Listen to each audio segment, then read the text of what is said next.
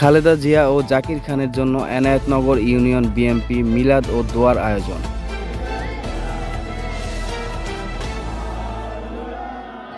12 তারিখ বাদ এশা 7 নং ওয়ার্ড এনায়েতনগর ইউনিয়ন বিএনপির ও অঙ্গ সংগঠনের আয়োজনে খালেদা জিয়ার সুস্থতা ও সাবেক নারায়ণগঞ্জ জেলার ছাত্রদলের সভাপতি ও নারায়ণগঞ্জ মহানগর নেতা জাকির খানের বিরুদ্ধে মিথ্যা মামলা থেকে অব্যাহতি পাওয়ার মিলাদ ও দোয়ার আয়োজন করা হয়। গত 7 জানুয়ারি সাব্বির আলম খন্দকার হত্যা মামলায় জাকির খান সহ অভিযুক্ত সবাইকে বেকসুর খালাস দেওয়া হয়। উক্ত মিলাদে উপস্থিত ছিলেন মোহাম্মদ জাকির হোসেন, সহ সভাপতি নারায়ণগঞ্জ জেলা জাসাস, মীর মকবুল হোসেন বাবলু, যুগ্ম আহ্বায়ক স্বেচ্ছাসেবক দল ফতুল্লা থানা, লিটন সর্দার, যুগ্ম সাধারণ সম্পাদক 7 নং ward Enayetnagar union BNP, Mamunur Rashid, প্রচার প্রকাশনা সম্পাদক মোহাম্মদ হজরত, দপ্তর সম্পাদক 7 নং ward Enayetnagar union BNP, Mohammad Sadek Dewan, secretary Enayetnagar union BNP, Hasan Sardar, স্বেচ্ছাসেবক বিষয়ক সম্পাদক 7 নং ward Enayetnagar union BNP, Mohammad Badshah, সহ সাংগঠনিক সম্পাদক 7 নং ward Enayetnagar union BNP, Mohammad Jafar Talukdar, প্রচার সম্পাদক 7 নং ward Enayetnagar union BNP, Mohammad Rafiq, সহ সভাপতি 7 নং ওয়ার্ড এনায়েতনগর ইউনিয়ন বিএনপি, আকাশ দেওয়ান, ছাত্র বিষয়ক সম্পাদক 7 নং ওয়ার্ড এনায়েতনগর ইউনিয়ন বিএনপি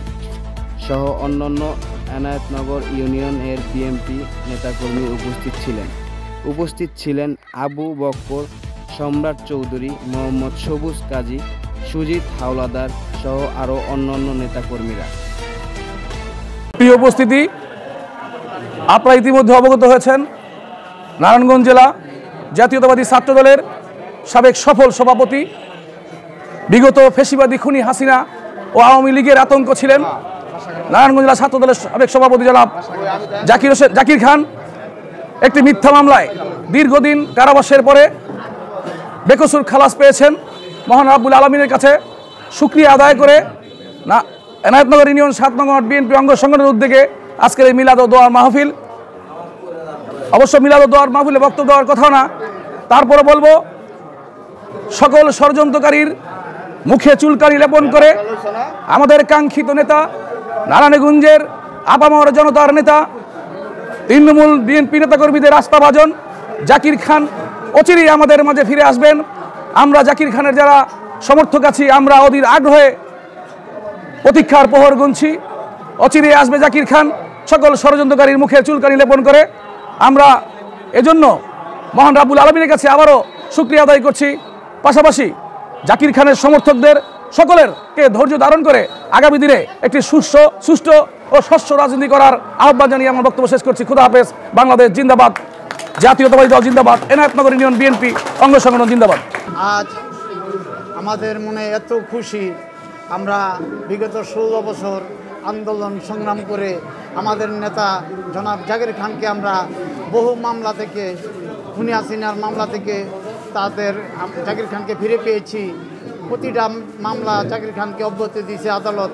আমরা এত খুশি, এই সরকার এবং এই বর্তমান যারা দেশ চালাইতেছে তাদেরও ধন্যবাদ, এবং দেশনেত্রী খালেদা জিয়াকে ধন্যবাদ, এবং তারেক রহমান আমাদের আগামী ভবিষ্যৎ, তাকেও আমরা ধন্যবাদ।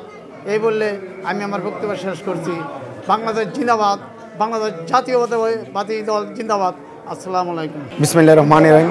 প্রিয় সংগ্রামী সাথী বন্ধু, আসসালামু আলাইকুম। আজ নারায়ণগঞ্জ জেলা ছাত্রদলের সাবেক সভাপতি মহানগর নেতা জাকির খানের কারামুক্ত দেশনেত্রী বেগম খালেদা জিয়ার রোগমুক্তি কামনা দোয়া মাহফিল আয়োজন করেছে। এখানে এনায়েতনগর ইউনিয়ন বিএনপির অঙ্গ সংগঠনের নেতৃবৃন্দ সবাই উপস্থিত ছিল।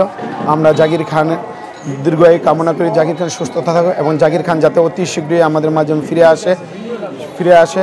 জাকির খান মুক্ত, মানে নারায়ণগঞ্জ শহর মুক্ত, নারায়ণগঞ্জের গণমানুষের নেতা জাকির খান, নারায়ণগঞ্জের মানুষ জাকির খানের মুক্তির প্রতীক্ষায় আছে, কখন সে বেরিয়ে আসবে তার প্রতীক্ষায় প্রত্যেকটি গ্রামে গঞ্জের মানুষ তার জন্য অপেক্ষা আছে। জাকির খান অতি শীঘ্রই আমাদের মাঝে ফিরে আসবে, এই বলে আমার বক্তব্য শেষ করছি। বাংলাদেশ জিন্দাবাদ, শহীদ জিয়া ওমর হক, খালেদা জিয়া জিন্দাবাদ।